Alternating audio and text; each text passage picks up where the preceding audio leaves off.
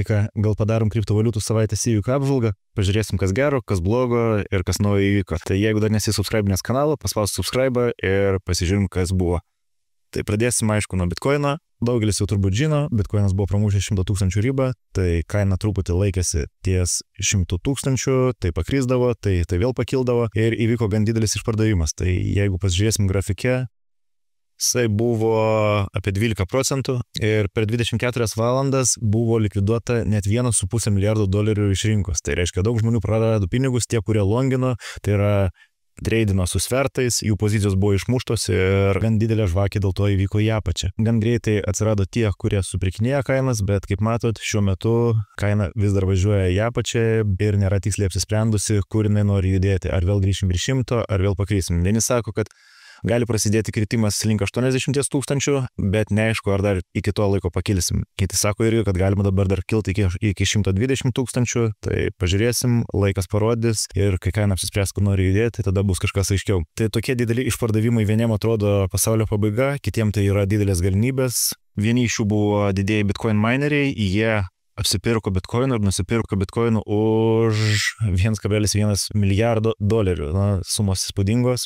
Vidutinė pirkimo kaina gavosi 96 000, tai jiems kaip ir pasisekė tas kritimas, gera kaina užeiti gavosi. Iš kitų naujienų susijusių su Bitcoinu, tai yra toks dalykas, kad šiuo metu jau dėl Bitcoino įsigijimo svarsto nebe žmonės, nebe kažkokios įmonės, ETF-ai, bet po biškį girdim jau tokių kalbų, kad ir valstybės nori kaupti Bitcoin biudžetus. Tai netgi tų pačių Jungtinių Amerikos valstijų valstybinis išdas prilygina Bitcoiną virtualiam auksui. Tai jau gan didelis dalykas, kai yra kalbama apie Bitcoinus valstybių lygių. Nenaujiena, kad Salvadoras jau senai perka Bitcoinus ir kaupia į savo valstybės išdą, bet po biškį matom ir iš kitų valstybių prisijungimą. Tai ta pati Rusija, vienas deputatas iškėlė pasiūlymą, kad Rusija turėtų strateginį Bitcoin rezervą savo biudžete. Kai bus, pradės kaupti, nepradės, parodys laikas, bet kalbos jau pabiškai kyla ne iš vienų jų, iš daug šalių. Grįžtant žingsniu atgal nuo valstybinio lygio, vėl grįžtant prie įmonių, tai kelios dienos atgal sklandė kalbos, kad Microsoft svarstys, ar pradėti kaupti Bitcoinus savo biudžete. Tai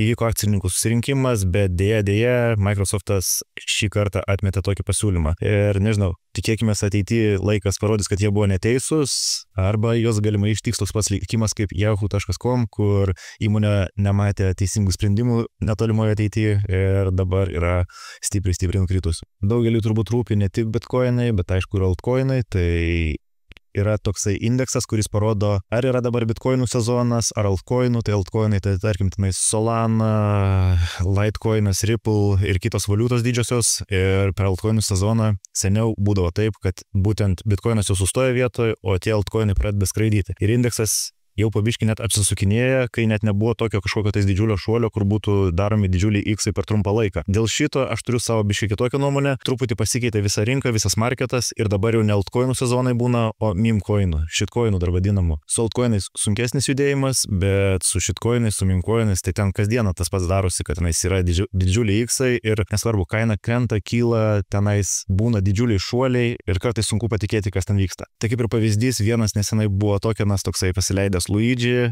dabar tie meme-coinai keičiasi ciklai. Seniau būdavo irgi, nes kurdavo projektus ir tie projektai turėdavo turėti kažkokį gražų tinklapį, įspūdingą Twitterį, kur būtų keliami kažkokie update'ai. Dabar persivertė marketas taip, kad šauna tie tokenai, kurie yra realiai apie nieką, neturi jokio tinklapio, yra tiesiog kažkokia naujiena išeina ir tada visi tikisi, kad žmonės domisi naujieną, tai reiškia pirks ir tą tokeną.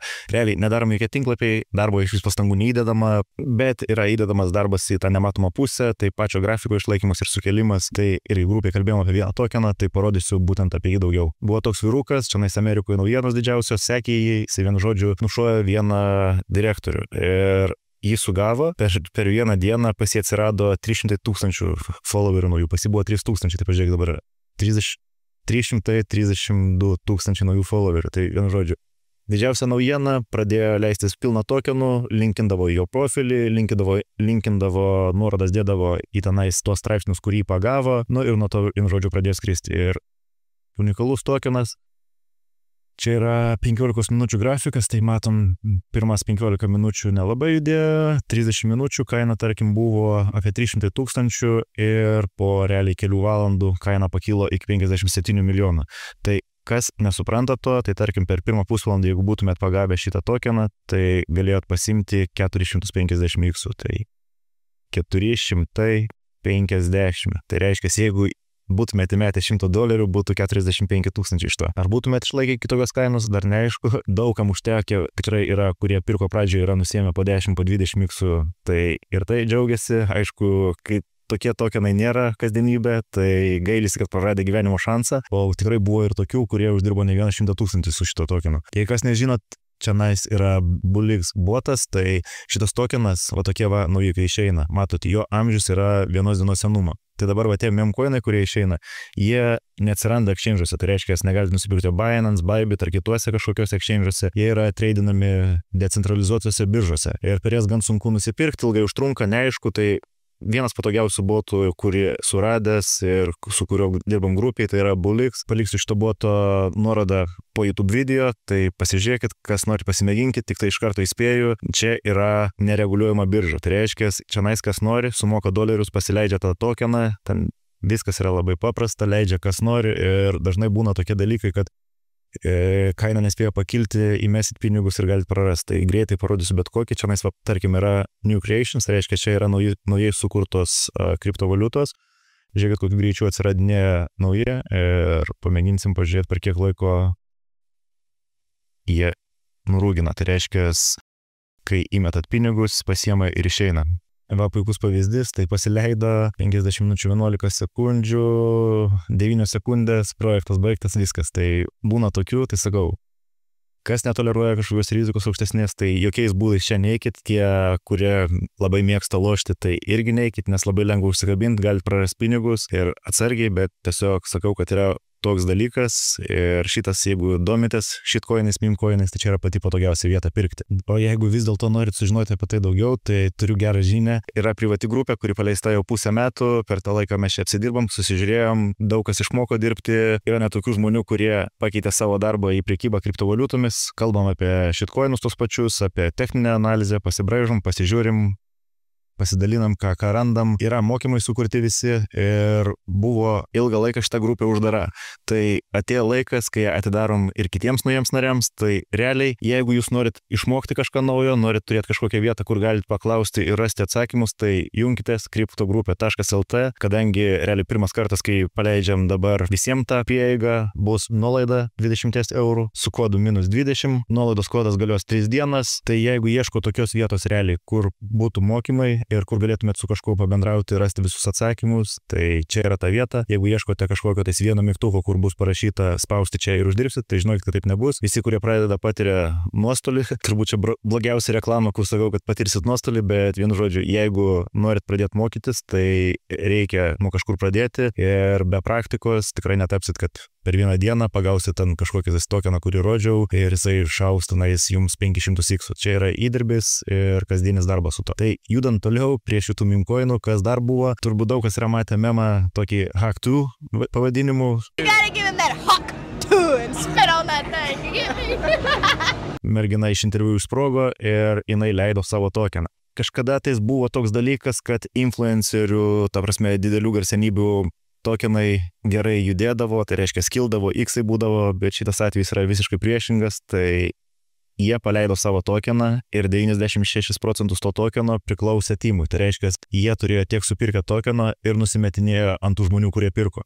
Tai spėkit, kaip atrodo grafikas, po poros sekundžių parodysiu ir grafikas atrodė taip, biški pamažinsim minučių. O, va, labai gražiai matosi. Pasileido tokenas, kai pasileido pirmas 15 minučių, kaina buvo 500 milijonų, realiai po pusvalandžio buvo apie 50 milijonų kaina, tai jie paleido projektą, turėjo visą supply vadinamą ir žmonės, kurie pirko, jie parsidavinėjo ant tų žmonių, labai gavo daug kritikos, ten žmonės pradėjo ir teismais grasinti, bet esmė, kad tikrai nebegalima pasitikėti kažkokiams garsenybėmis, tai jeigu pamatysit kažkokius, tai nežinau, garsius tenais žmonės, NBA krepšininkus ar dar kažką tais, kurie leistų tokenus, tai žinokit, kad tikrai peikit, atrodo daug dėmesio sulaukia, viskas pajudės, nebe toks marketas, netaip juda.